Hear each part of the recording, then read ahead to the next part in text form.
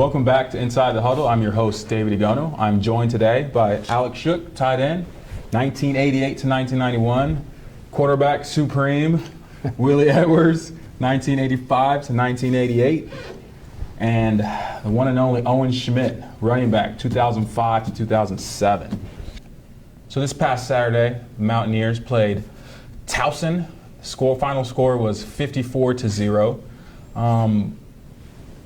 FCS team, FBS team, that was always pretty much going to happen. I think the Mountaineers are undefeated against FCS/1AA teams. I likened it to a nationally televised practice, not to disrespect Towson as much, but to say that the Mountaineers were just fluid. It looked like a practice. The plays, the defense, the special teams were all scripted. So before we jump into the offense, defense, special teams, who are our players of the week? I'll go ahead and start it off. I think the player of the week is not a player. It's a man. It's Tony Gibson. It's hard to get a shutout in today's college football, especially with the spread offense and so many receivers and running backs on the field. I don't care if Clay Battelle or University High School is out there. It's hard to shut out a team with how many possessions and how many plays that they have. Alex, who's your player of the week? Well, I think the obvious pick's Clint Trickett, 35 for 40. It's tough to do that against air. He's on a roll right now. He's in the top 10 nationally in a couple major statistics, and he really managed the game well and distributed the ball to the wide receivers. So it's good to see him mature into this system. It's good to see the receivers mature into this system. Yeah, he's rolling. He's rolling. Owen, what about you? I'm going to agree with you here, and I'm going to say the defense. Obviously, big goose egg. Not to reiterate on what you said here, but very impressive. Even though it's a one AA or one championship as they call it. Super strong, good strong tackles. Everyone running the ball, swarming the ball. I thought it was a great effort as team-wise. Well, I'm in the same vein with everyone else. I said the defense. Anytime you only give up 120 yards of total offense, like I said, that's hard to do against the air. You're going to throw some incomplete passes against the air. Guys drop the ball. So, hats off to the defense. They played a great game, and anytime you can get a shutout against anyone, that's what you want. Exactly. Well, let's jump into the offense, WVU offense.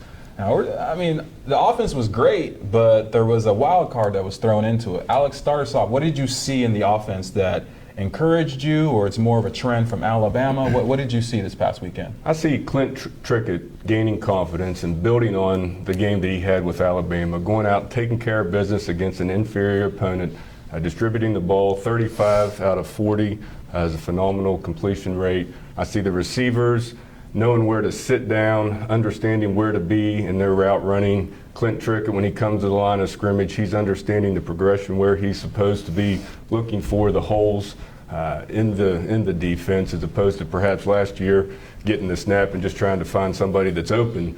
I think we can see Clint Trickett maturing into this offense, and same with the receivers running their routes. They're sitting down in the holes. They're knowing where the holes are based on what the defense is giving them, not drifting into coverage, doing a good job. Yeah, there's a lot of chemistry there. Willie, what do you think about the offense this past weekend? Great. What else can you say? You won 54-0. My thing is, I'm looking at our running game, and we still haven't had a 100-yard rusher yet. And we had a guy last year, Sims. I think he had over 1,000 yards. So we're going to need some guys to pick it up on offense. We need a guy that can, put pressure on the defense. Now, if we become one dimensional, now teams are going to just, respect the pass and not even respect the rush. So we got to get our running game going so that it'll open up more for Clint Trickett and those receivers, like you guys said earlier. It was nice to see. We got five running backs in the end zone, 5 different running backs. So it was cool to see the ball spread around a little bit. And kind of going off of what you said earlier, it would be nice to see someone kind of just stand out and dominate with a nice 100-yard game. I think we actually have two guys, Bowie and Shell here, who can kind of take that load here eventually. But against Maryland, this isn't a 1AA. This is going to be something where everyone's going to have to bow their back and step up. So I think we're going to need a lot from them, like you said. Yeah, and the other thing too is a lot of people say, well, why do we need to run the ball when we throw for 350 yards? I mean, why do we need to run the ball? Is it just so that we have balance? Balance is overrated when you're winning 54-0. Why do we need to run the ball? Well, we got to keep Clint Trickett healthy for the season. Number one, I think he's going to be the key to winning some ball games down the road. So if we're throwing the ball 40, 50 times against Maryland, then we might have some problems keeping him healthy. I'd like to see us get the offensive line lathered up, get Russell Shell lathered up, Andrew Bowie lathered up, and punch Maryland in the mouth a little bit. Right. You take that many snaps as a quarterback, 40 or 50, eventually, the offensive line is going to break down and you're going to get hit, you're going to get rushed. So, again, Clint Trickett is the nucleus of the offense right now. So we need him healthy, we need him on the field. But if you're going to be throwing the ball that many times, eventually they're going to blitz, somebody's going to miss a block and he's going to get hit. So you got to have a balanced offense when you play the game of football. You just can't be one-dimensional because people will figure you out, and then they'll change their defense based on what you're doing. I think too, why have a run game? Control, clock control, Yes. time management, game management, and also former running back. Obviously I like to see those guys get the totes. And I think it's a lot more impressive. 400 yards on the ground versus 400 yards in the air. There's speculation there. Obviously I'm not a wide receiver guy, but I think just run game. It's an attitude. It gives your team an identity. And along with that, smacking people in the mouth. That's what we want to be. We want to be a hard-nosed team. We want to be, that team from yesteryears, Yes. what we were built upon, and that's a hard edge. So that's, I think that's what we need to come in for, next week as far as with our run game, get that going. Like you said, lather them up, get everything rolling here. Get Maryland's crowd quiet too. Yeah. Take their Keep them heart. down. Take We some don't need morale them. We away. don't need them riled up, Yeah. Yeah, especially after last year. And the other part, I would say, being a defensive guy, the most important part with an unproven defense, so to speak, I mean, they shut out Towson. When you run the ball, you rest your defense. And when you have a 3-3-5 stack against a likewise FBS team with athletes, let's not sleep on Maryland. Maryland has access and recruiting. They're good. They're good. When you run the ball, you protect your offense and you give your offense a chance to control the game, like Owen said. So, I mean, we already talked about the defense having a shutout. What were some good things that we saw with the defense this past weekend? When we watched the Alabama game, we saw no pressure. And when there was pressure, our DBs weren't breaking down, guys come out the edge weren't breaking down. What are some of the good things that you guys saw? We'll start off with you, Willie. Just like you said, we got pressure on the quarterback, something we didn't do against Alabama. This quarterback for Towson couldn't set his feet. He couldn't go through his progression as far as finding the receivers. He had guys running at him the whole time. I think we sacked him 3 or 4 times and had a few rush passes. So, and that's something we didn't have against Alabama. And I like to see that because we're going to need to see more of that, as we go forward in the season. Getting after the quarterback's obviously the number one thing, particularly in this league that we play in, and we did that well against Towson, much better than we did against Alabama. Obviously a mismatch in terms of the type of opponent that we're dealing with, but we're going to have to do that against Maryland, C.J. Brown, and the difficult receivers they have. We're going to have to build upon the defensive performance we had this week. I agree. I think we're going to have to play as a team. A lot of gang tackling. Maryland's a big team, big physical team, always have been. And I think that's going to be something that's, up front, we're going to have to help our guys out. A lot of deep threats with Maryland, so a lot of gang tackling, swarming to the ball. Hopefully we're coaches, teaching a lot of strip drills, anything to get the ball out and give the advantage to us. Yeah, well, let's jump into Maryland. Maryland's coached by Randy Edsall, who, looking at his coaching staff, he has a couple guys that either were coaches in the NFL, the assistant level, or head coaches at the college level. So he has an experienced staff, and it's only a matter of time before this team sort of starts to be ranked in preseason. So he has a good squad. Last week against South Florida, they won 24-17. Basically, what saved their hides was a block punt. So let's talk about Maryland. This is a border war. This is not Pitt, obviously, but this is also a team just like Virginia Tech, where honestly we don't really like them, okay? And we want to impose our will against them. What are some things that you guys have seen, whether it's in Maryland or just how the Mountaineers are playing this the start of the season, that we can exploit or that we can leverage for a Mountaineer win? We'll start with you, Owen. Things that I think we can exploit right now. I think the biggest thing for us this game is to forget what happened last week, focus on this game, right off of some of the good things that happened in Alabama, and catch the ball, do the fundamentals well, play sound, hit, run, all that good stuff as far as fundamentals of the game go. But as far as for Maryland, I'd definitely like to see some clock control with the run game. I want to see downfield blocks by wide receivers. I want to see linemen reaching those 3 techniques and getting up to those linebackers. That's what I really want to see our run game kind of help Clint out as much as we can this week and try to get to that defense. That's what I got right now so far. Well, I agree with you. I think offensive line, we have to be physical up front. And anytime you throw the ball a lot, your offensive linemen, they're in a pass set mode. And Owen, you said it earlier, it's a mentality. You want to be physical. You want to come out, punch them in the mouth, impose your will on them, and run the ball. So once we get that done, we want to wear them down. And next thing you know, we can drop back and throw the ball and hit our receivers, like you said. And our skill guys, I think we match up pretty good with them.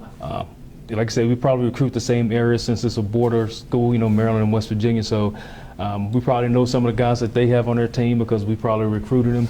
So we know what to expect. But like you said, with their coaching staff, they have a very great coaching staff. They have guys that can get their players ready to play a great game. So we're going to have to be fundamentally sound and be ready to play.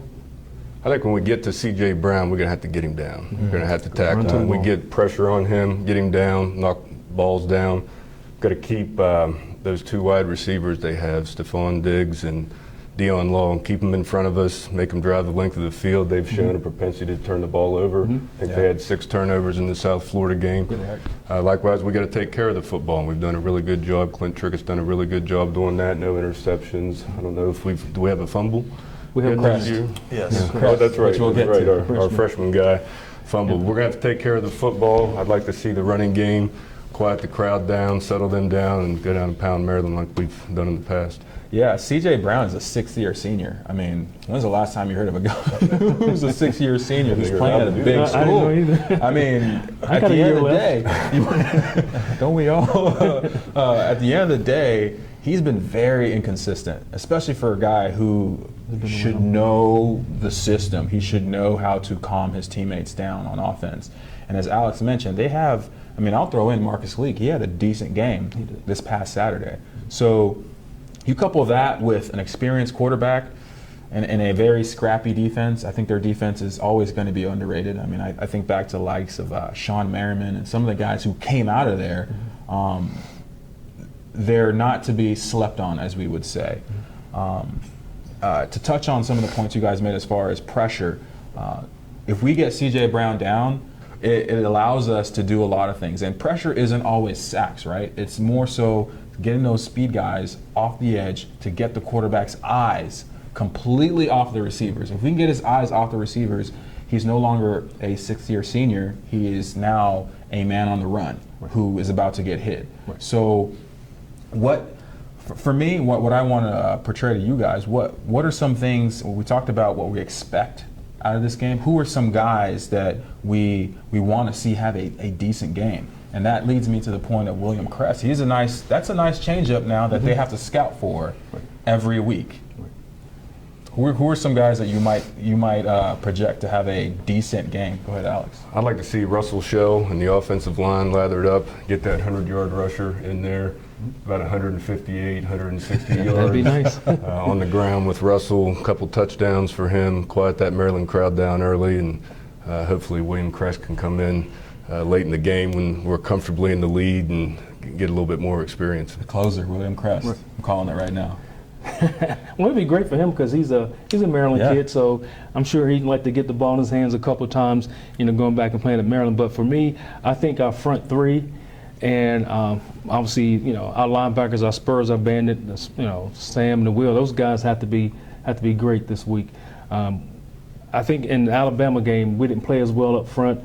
Again, Towson, and it was a game, but it wasn't something that we can help our guys get better. So I think our front 3 mainly the nose guards have to be physical because Maryland can run the ball. So if they can be stout against the run and also put pressure on that quarterback, which allows a secondary to, because anytime you have a quarterback that can stand there and he can go through his progressions, it's putting more pressure on the defensive backs. So the quicker we can get that ball out of his hands, the better it is for us in the secondary. Sure. Battle of the Bulge, I think. Big guys up front, offense and defensive line. These are the guys. I mean, this is going to be a very physical game. There's a lot of hostility. I hate Maryland. They hate me. I don't care. I mean, that's the way it is. It's going to be one in the trenches, I think. I think this is going to be a physical game up front. Whoever can move who this is what it's going to be about. Yeah, I mean, for me, this is a rewind to the Alabama game. It's going to be Carl Joseph and KJ Dillon coming off the edge. And I say that because C.J. Brown, he's been relying on his legs more so than his arm the past 2 games. So if those 2 guys can set the edge and force him into mistakes and into the bigger guys, the D linemen, I think he's going to have a horrible game, which is great news for the Mountaineers. William Crest, mention his name. He might be the closer. Let's quickly talk about the quarterback position as far as what does it mean to have a true freshman? I mean, you've mentioned that this guy does not look like a freshman at all. He's built like a Sam linebacker, a strong side linebacker. Even a spur bandit, yeah. What can we expect? Just bits and pieces of him going forward, if anything. Maybe last Towson was a tease. Right. Well, again, we talked about last week, and I brought the fact that he possibly could get some reps in this game, and he did. My thing now is, what do we do with him? Because Clint Trickett, he may be one play away from being, the next guy. Do we want to have this kid playing now? Do we want to save him, give him a redshirt year, and let him, have 4 years to play after that? But we may need him now because he is a great changeup. You go from having a guy standing in the pocket the whole time, now you got a guy who can put pressure on you. Anytime you can get a quarterback that can run and put pressure on the perimeter on the defense, that's hard. I mean, I know as a defensive back, you're not sure whether, do I need to come up for the run or do I need to stay in coverage? And it's hard. And he showed on Saturday night that, people use the word major rest, that run he had for his touchdown, which, I don't know if he's there yet, but I'd like for him to get to that point. And again, the kid is built like a linebacker. And, he's going to be a tough kid to bring down once he gets in open field. I think, to be honest, I'd like to see him not redshirt, just because if we get into some games where we can get him in and get that experience, that's invaluable. Yes. I mean, especially when it's not all on him to handle the full load. He can come in there, when we have big leads, or maybe we are struggling and we just need a change up for a game. That's good experience, I believe. There's no better experience than being on the field. I don't care how much you practice, throwing the ball, whatever. You have to take the reps. So I would like to see him, I don't care if it's, throw him at a wideout and maybe do some trickery plays, whatever we got to do. I don't know what's in the bag of tricks with Coach, but he's an athlete, and I'd like to see him on the field. He definitely brings a different dimension in terms of being able to run the ball like that, and I think we can limit the package that he has to work with so that he's not making all of the reads, all of the decisions that the fifth-year senior Clint Trickett can make, being the new guy, true freshman. So we're going to get him experience. I don't think he's going to redshirt. I would doubt that he's going to redshirt because he's going to be the man for next year, and they're going to want to have him game tested going into next year. Right, and I like what you said on getting some game experience. There's nothing like game experience, and and looking back at it, I'm thinking maybe Coach Hoganson put him in a game, so now Maryland has a game plan for this guy. Yes. Which is a pain. It's a pain, right? To have to you add one more dimension. You got now we got a game plan for this guy. He may do this. He may do that. And as a coach, you don't want to do it. You hate that. So I like the thought of bringing him in that game and getting some reps. So now Maryland's they're sitting there going, okay, we got this guy now. We got to deal. We thought it was just going to be a straight drop back pass, and now we got a guy who's going to put pressure on us on the perimeter and also in the secondary. So would you have him in the first half with the game still in doubt? That depends on how much Coach Hoganson trusts him. Yeah.